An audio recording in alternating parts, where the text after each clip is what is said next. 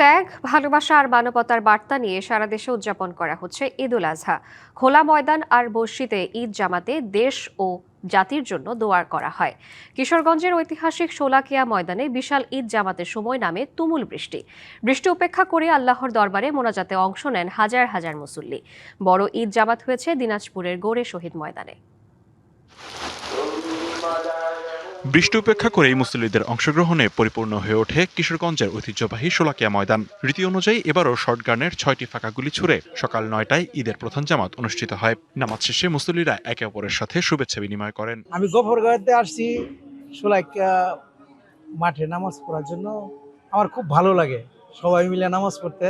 বড় জামাত হয়, তার কারণে আমি এখানে নামাজ পড়তে আসছি, যাতে আল্লাহ তাআলা আমাদের সুখ, শান্তি এবং সমৃদ্ধি দান করেন। শান্তি ও সমৃদ্ধি কামনার মধ্য দিয়ে দিনাজপুরের ঐতিহাসিক গোরে শহীদ ময়দানে ঈদুল আজহার নামাজ আদায় করেন মুসল্লিরা। কয়েকদিনের টানা বৃষ্টিতে নামাজ আদায় নিয়ে শঙ্কা থাকলেও বৃষ্টি না হওয়ায় সুষ্ঠু পরিবেশের মধ্যে নামাজ আদায় করেছেন তারা। তবে গত বছরের তুলনায় মুসল্লিদের উপস্থিতি ছিল কিছুটা কম।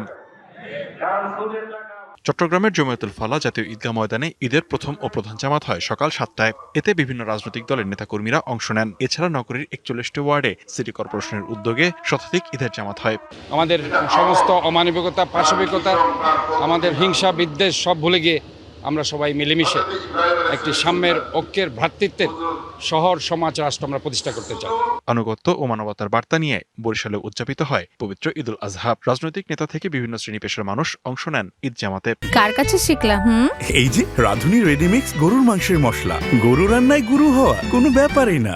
অর্থনৈতিকভাবে শক্তিশালী, সমৃদ্ধ বাংলাদেশ দেখার পাশাপাশি বরিশাল বিভাগের উন্নয়ন চাই। রাজশাহীর হযরত শাহ মখদুম কেন্দ্রীয় ঈদগাহ ময়দানে ঈদুল আজহার প্রধান জামাত অনুষ্ঠিত হয়। নামাজ শেষে মুসলিম উম্মার শান্তি কামনা করে দেশ ও জাতির কল্যাণে দোয়া করা হয়। ওই শত্রুর হাত থেকে বাংলাদেশকে যেন আল্লাহ হেফাজত করে, এটাই আমাদের সবার প্রত্যাশা, দোয়া এবং শপথ। রংপুর নগরীর ৭৫টি ঈদগাহ মাঠে ঈদের জামাত আদায় করা হয়। সকাল ৯:৩০টায় সবচেয়ে বড় জামাত হয় দামোদরপুর বড় ময়দান মাঠ ও গঙ্গাচড়ার তালুখাবু ঈদগাহ মাঠে। নামাজ শেষে ত্যাগের মহিমা ও ধর্মীয় মূল্যবোধে স্রষ্টার কাছে প্রার্থনার কণ্ঠে ওঠে কৃতজ্ঞতার সুর। ধর্মীয় ভাবগাম্ভীর্যের মধ্য দিয়ে সিলেট জেলা ও মহানগর এলাকায় ২৭০৬টি ঈদগাহ ও মসজিদে ঈদুল আজহার জামাত অনুষ্ঠিত হয়েছে। মোনাজাত শেষে ধর্মীয় মুসল্লিরা একে অপরের সঙ্গে কোলাকুলি করে ঈদের শুভেচ্ছা বিনিময় ও কুশল বিনিময় করেন।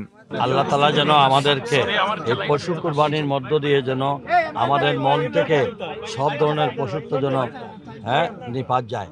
আল্লাহ সবার জীবনে শান্তি দিন, নিরাপত্তা দিন এবং আমাদের উত্তরোত্তর সমৃদ্ধির পথে পরিচালিত করুন। খুলনায় ঈদ জামাত হয় সকাল 7টায় টাউন হল মসজিদে। এছাড়া নগরী ও জেলার বিভিন্ন মসজিদ ও ঈদগাহ ময়দানে জামাতে অংশ নেন মুসল্লিরা। ঠাকুরগাঁও ঈদ জামাতে অংশ নেন বিএনপি মহাসচিব ও স্থানীয় সরকার মন্ত্রী মির্জা ফখরুল ইসলাম আলমগীর। পরে তিনি বিভেদ ভুলে সাম্যের বাংলাদেশ গড়ার প্রত্যয় জানান। আমরা সবাই আমাদের বিভেদ ভুলে গিয়ে ঐক্যবদ্ধ হয়ে আল্লাহ তাআলার নির্দেশে আমরা সবাই এগিয়ে যাই এবং ত্যাগ স্বীকার করার জন্য মানসিক প্রস্তুতি সবাই। এছাড়া বাগেরহাট, পটুয়াখালী, ফরিদপুর, পিরোজপুর, ভোলা, খাগড়াছড়ি, নোয়াখালী, লক্ষ্মীপুর সহ ত্যাগ, সহমর্মিতা ও ভাগাভাগির আনন্দে উদযাপিত হচ্ছে Eidul Azha. Bhowmik, DBC news desk.